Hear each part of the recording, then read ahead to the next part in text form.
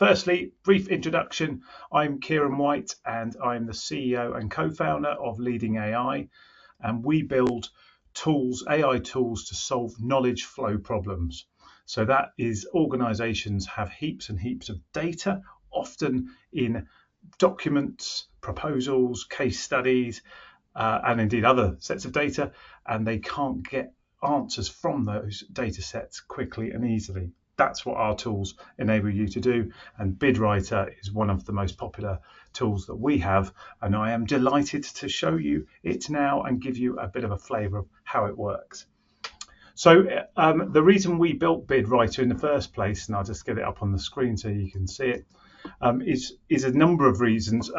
I have spent a great deal of my career in management consulting, and in that world you'll be very familiar in most sectors with responding to tenders and bids and the frustration and time and energy that goes into doing that. AI, using a technique called retrieval augmented generation, which is what you're about to see in action, enables you to capture and use ChatGPT's brain, but you tell it, I only want you looking in this set of data. It's kind of almost like creating your own AI for your organization, but it's actually called retrieval augmented generation, or RAG AI. As a bid writer, your first job is to read a bid, work out whether or not you can respond to it. If you are going to respond to it, you've then got to go and find case studies, relevant experience, as well as all the writing to try and give your very best answer, adding value, showing the impact of the work that you've had, making sure you're compliant and that your policies are correct and all of those things. That's what this tool that you're looking at now is all about. So we call the platform KnowledgeFlow, all in solving knowledge flow problems. And this is, let me switch it over to BidWriter. So I'm going to now do that. There we go. It has now become BidWriter. So the first challenge, as I mentioned with bids, is you've received a bid. So you've received an invitation to tender, I should say, or an RFP, a request for proposal.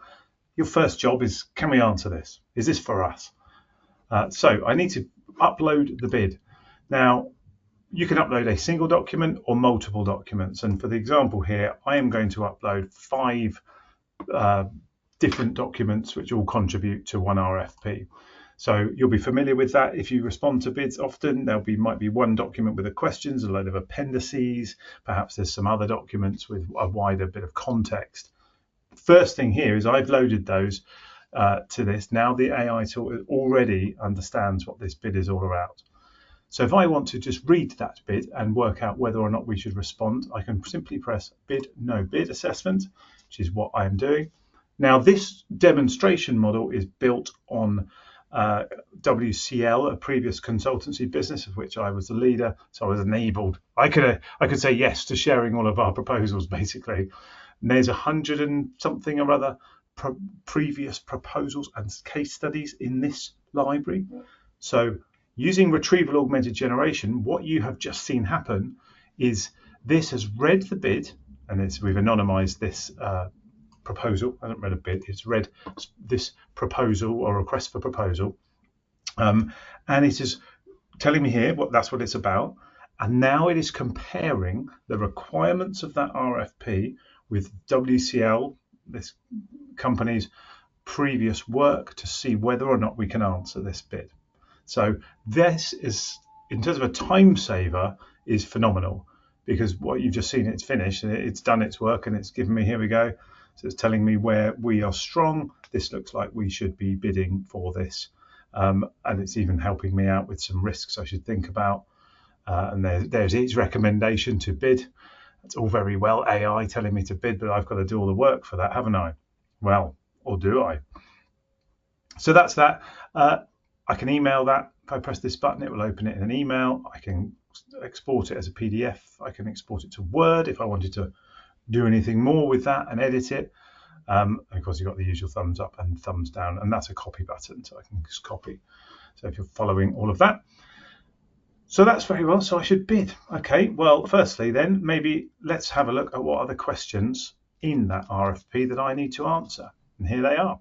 So this again is plowed through those 5 different documents. It's picking out those things in here that we're being asked to do. So let's have a look at it. Please describe how you would carry out this project. Now, because I'm going to start it with just answering that question, which is how you'll get the best kind of responses. You could just say, give me a draft answer to all of it. In fact, if I go over here, I can hit that button and it will now give me a draft answer to, try again, it will give me a draft answer to all of it. There we go. So it's now drafting an answer to the whole bid. What that is usually is a great starting point for a sort of takes away the blank sheet problem, but none of those answers, as you can see, are sort of long enough. And that's a kind of AI thing, is it makes it's difficult for AI to do a very, very long response to a single question. But I now know what that question was. I copied it. So answer this question. There we go. So please describe how you would carry out this project, including examples of similar work. So let's see what it makes of that. So it knows what the project is because of these are all in its context window. So it knows what the full extent of what the project that we're bidding for is, and it knows about 109 different examples of work that WCL, in this case, has done previously, and it's starting to give you an answer. So, and here we are, and it's writing about all those different stages, and quite high level at this stage. So I might want more, or indeed, I think the bid, I've seen this bid a few times running demos, are looking for 300-word answers, so perhaps I just need to make that more concise. Here it is giving the examples of previous work. So this is now looking into our proposals and saying, like, here is a piece of work that we did that is useful to refer to. And there you go, you can see a few different projects there. Now, interesting, this bid does talk about individuals, so that's probably why the AI is writing as if it's an individual response rather than we, saying things like my. So it's already picking up the context of how it should be answering that question. So there I've got a starting point, and I might want to take that out into words to carry on with it if I think it's close enough. So there we go, and if I move over here, there we go, they've got a word, and there you go, it's just extracted everything that it's got there into a Word document that I can now obviously edit and do what I want with. Interestingly, in there, I might say that I want more detail on something. So that's a good starting point, but perhaps I want some more case study evidence for, let's pick something, and then kick off meetings. There you go, identify and map key stakeholders. So let's take that and say, give me a more detailed answer about how we would do this. And there we go, let's do that first. There we go. So all of this now, because the AI tool is working in that retrieval augmented generation model, it understands the work we've done. It's going to look into that work in order to craft an answer to this question. I should say, whilst this is working, if you have questions as we go through this, please post them into the GoToMeeting webinar app, and I will be able to pick those up, and I will deal and answer with as many questions as I can. So please do put them in there. I think I might have broken this by, it normally doesn't take this long to respond. Sometimes the time of day can make a bit of a difference. Who knows, it's AI. Oh, there we go. Great, perfect. So it's giving me a much more granular answer. Let me I'll try and hold it on the screen. There we go. This is our latest platform. So one of the improvements we're making to it in the next version will stop it scrolling while it answers. There you go. So there's a detailed approach for mapping the stakeholders for this particular project, getting right into detail now and giving me much more of what I might want to put into a bid. And then I could say, oh, there you go. It's given me some examples of previous work, but I might want more, so I can ask it for more. You probably get the point. Now, importantly, this is telling me all of the different documents that it's used to answer this. In this case, there are 5 that we uploaded at the beginning, as you saw. Here they are. So it's referring to those. That's good. I can be confident that it is using those in the context. And then it is looking into a whole bunch of other areas, proposals to find relevant evidence that is going to help answer that question. So that makes it explainable AI. One of the things with AI, as you know, is a challenge, is you ask it a question, you get an answer, and you don't really know where you got the answer from and whether that's right or wrong. And unless you know enough about the content of the topic itself, it can be very difficult to judge whether or not that's useful or not. So this, in this case, gives you its references, tells you where it's finding that information, which is very powerful. The other things I wanted to show you here, so we looked at identifying the questions in the RFP. I might want to create a case study, because one of the big challenges is case study writing, isn't it? My usual RFP process is I have to go and ask lots of different people to give me the case study for the work they did. I may or may not get a response from them. I might end up having to write case studies myself. That is never my favorite thing to do. Let's write a case study. So I'm going to clear what's in there now, and I'm going to upload. And all I'm going to take, here we go, is a response we made, WCL made, to a tender. So I'm going to load that into the document. I can see that down here. It's working away on doing that. There it is. And I'm now going to say, make a case study from that. So it is going to, this is, remember, only looking at a tender response. So that, as long as the information you load has something about the client's problems, the problems that you're solving, something about what you will do or did do, ideally did do, of course, for a case study, and then things about the impact that you had, the outcomes, then it can write the case study. And then here we go, it's written a case study about specifically that bid. This would be better if it was a report of the project, some perhaps project plans, things that were more about actually what happened, rather than, in this case, I used a tender, which is describing things that I might do or we might do in the future.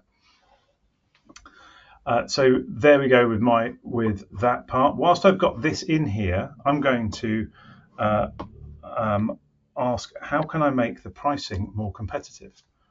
So in this case, this is going to go find the pricing in there and then start to have a look at what the bid is all about in this tender, and give me a view as to what some areas that I might want to look at if I wanted to make the pricing work better, which is quite fun. So that is some of those. There are lots of other, I've removed that document. Let me close that. There are loads of other kind of things you can do with this. Interestingly, I can hit this button. So beyond bid writing now, I might just need a very quick kind of summary of why we're different from our competitors. There we go. And this is, of course, looking into all of our proposals and documents and then doing some comparisons with what it knows about management consultancy already, just because it understands the world, because it's running on ChatGPT 4.1.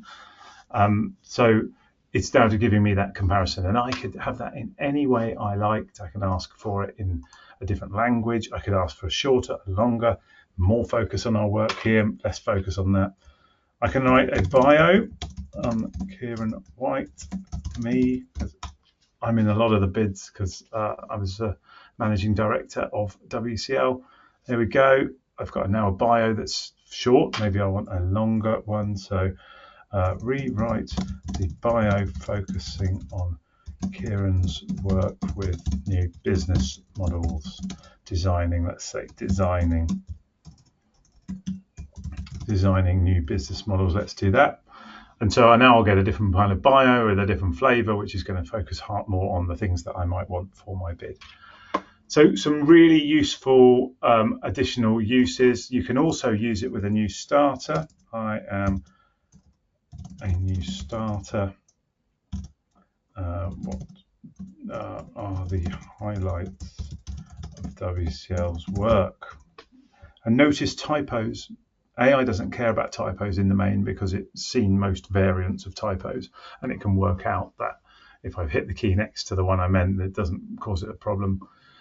There we go. So I've got that. So I can use that in a range of ways. I'm sure you can kind of use your own imagination for your organization of how you might be able to take this and create a web page for you, or a deeper exploration of the work you've done in this sector, or the types of work like this. Oh, I did like this. I forgot to do when we had the last. Let me show you. I'm going to go back and load those documents again.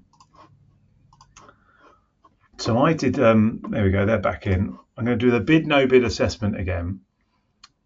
There we go. And what happens with Gen AI, by the way, is you always get a slightly different written version. That's powerful. You don't get different facts, but you'll find that you'll get different versions, and it's helpful because, of course, when you're bidding to an evaluator, you don't want it to be obviously written by AI.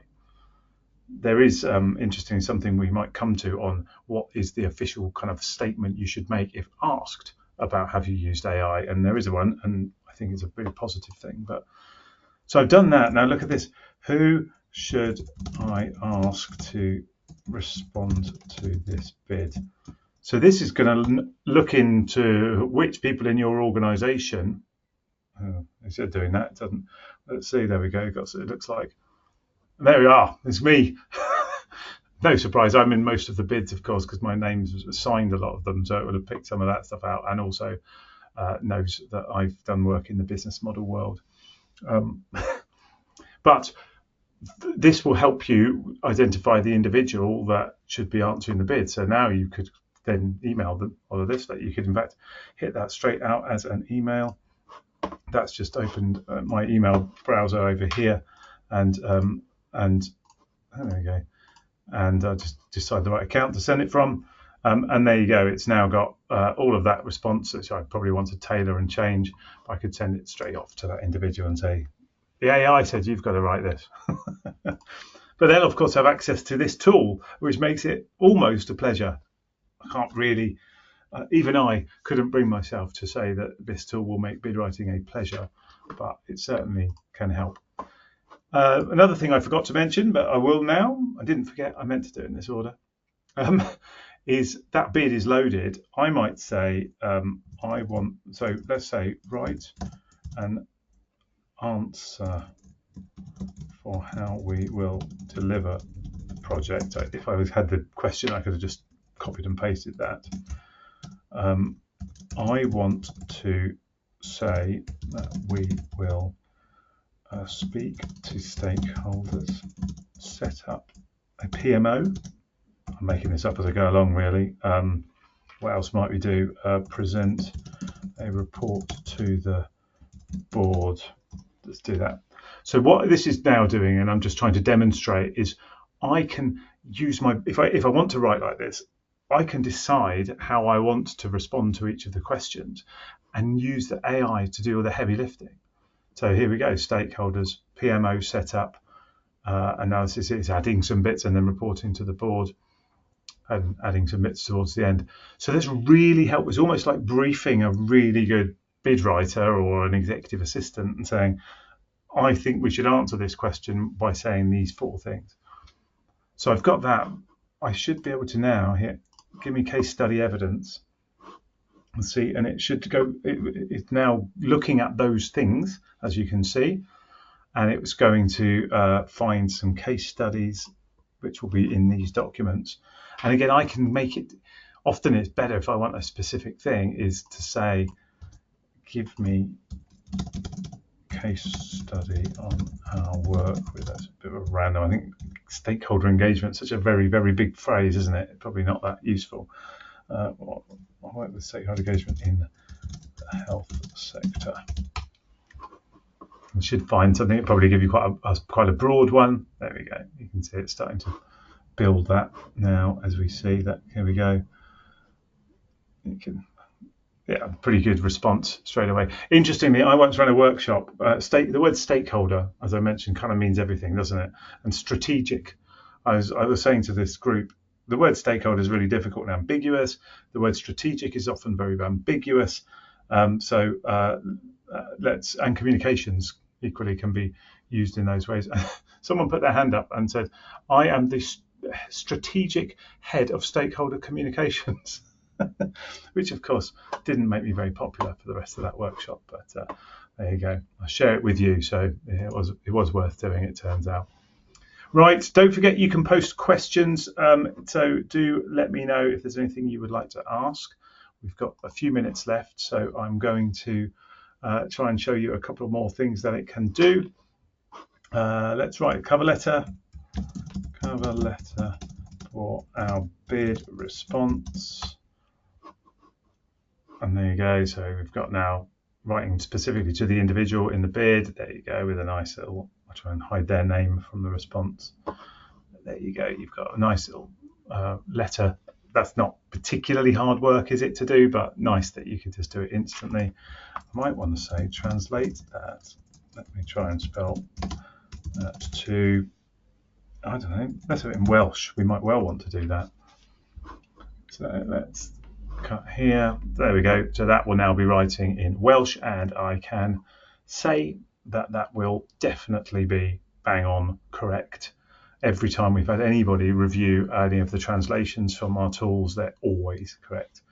I've never had anything yet, not one thing that is wrong. So there you go. So you can now translate to Welsh, and indeed any language, 80 languages. So you can translate to any language you like. I think we've got in here a final check. Oh, this is quite nice. Are there any compliance requirements I should consider? So this is now looking straight at all the bids I've uploaded, all the bid documents, sorry. I keep calling them bid documents. I mean RFPs or ITTs, but really anything you're asked to respond to.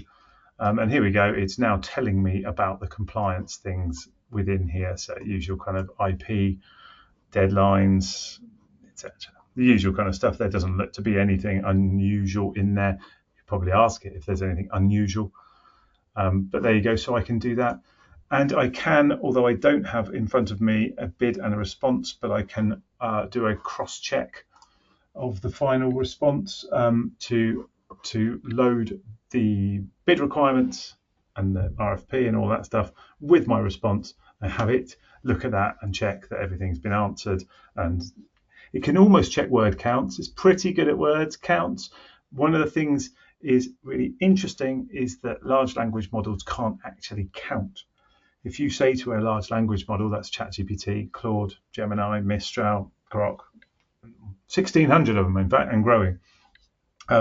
If you ask it what's 2 plus 2, it isn't calculating 2 plus 2. It is looking at all the times it's seen 2 plus 2 equals 4, and it will tell you the answer is 4.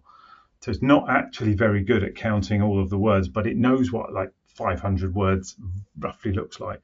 So it is definitely worth on that just double checking that you're not breaching any word limits in responses for obvious reasons.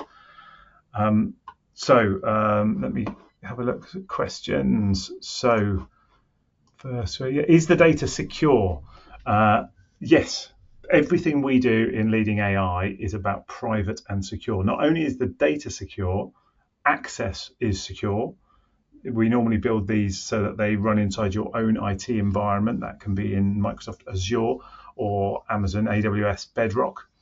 And you get a private login within your own organization, whatever you're using for single sign-on. That means only your staff and users can get to it. You can lock that down further if you wish to. And secondly, all of the data, where the way we build is with security first. We build these inside the client's tenant or AWS account. That means your data, all of your proposals, case studies, all of that stuff stays firmly in there. All of the responses and questions are logged, and they stay there as well. You have your own chat history, which I should have shown you if I go up here. These are all the questions I've asked of our KnowledgeFlow platform. So I can go back to any of those, and there we go. We can see what I asked. There we go. That was a bid, no bid assessment. So I've got a record. I can carry on the conversation wherever I want to. And indeed, I can in here rename this to make it more project focused. So if I wanted to, I could say, let's call that the compliance project. And I might want to name things together so I can find them more easily. Centrally, we can your admin team can see all of those prompts and responses should they need to or wish to. That for BidWriter may or may not be useful. For some of our other tools like policy assistance, where staff might be asking about the policies of the organization, it can be really powerful if centrally you can see what people are asking about. and therefore you can see what they're not getting answers for. So you might need new policies, or what they're asking a lot about, in which case maybe you need training. So that's probably a bit less useful for BidWriter. Anyway, I'm going on. You asked about data security. Totally secure. The data never leaves your environment. It all runs inside your own tenant, so you're protected and secure. Can I add and remove data, documents, etc.? Yes. So you can put in as many as you want. There's pretty much limitless. It's not entirely 18,000 documents in one library, at which point you need a new library. So that's not difficult. It's pretty limitless for what we're talking about.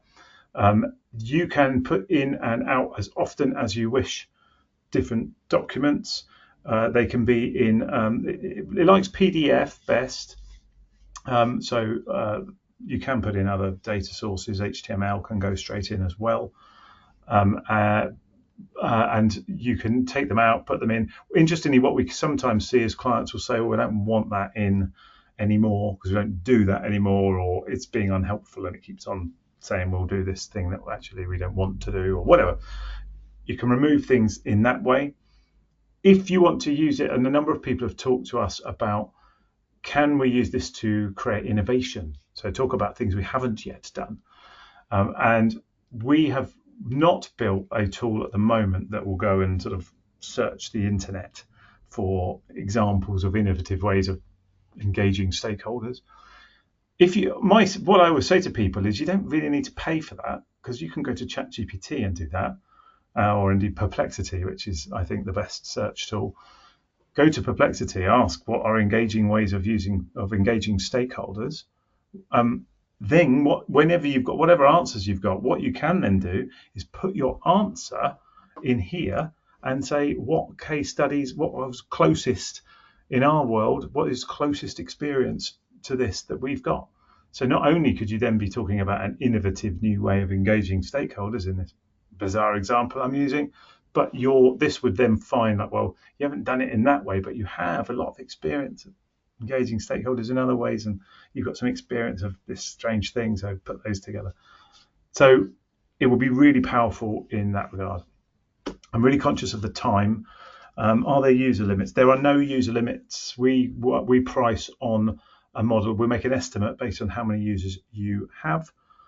And in fact, normally bid teams are quite small. If you're a larger organization and don't have a bid team, you might have a wider group of people you want to use it. That's perfectly fine. Our pricing works on the basis of an organization access. It is I don't want to talk about costs on a webinar, but it is much more affordable than most people think. When I tell them about the pricing, I've had some people actually going, wow, I thought you were going to be talking about 80 grand. And we're not anywhere near that. So yeah, that's useful to know. I think, is there any other questions? No. Do feel free to send any other questions in. To summarize why this is powerful, this saves you heaps and heaps of time. It enables you to access case studies and experience within your organization that you probably maybe didn't know existed.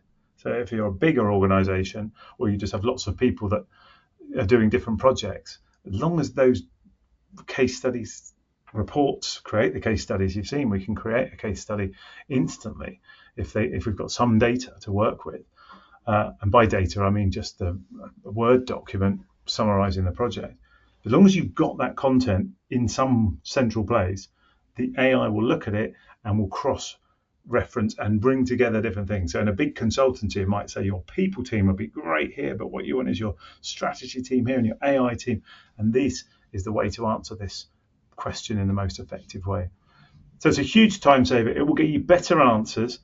If you use ChatGPT to answer bids, your answer is the same as everybody else that's using ChatGPT to answer that question. So don't do it. Evaluators can see it. It not only makes it hard for them to mark, but it also shows them that you're not really that interested in their work.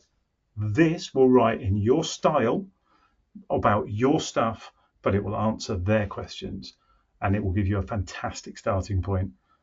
What clients say to us who use this is it takes days of work into 2 hours to write a really good first draft. So it's really very powerful. and very versatile. And I have very much overrun the time, so I'm going to stop right there. Thank you very much for coming to the webinar.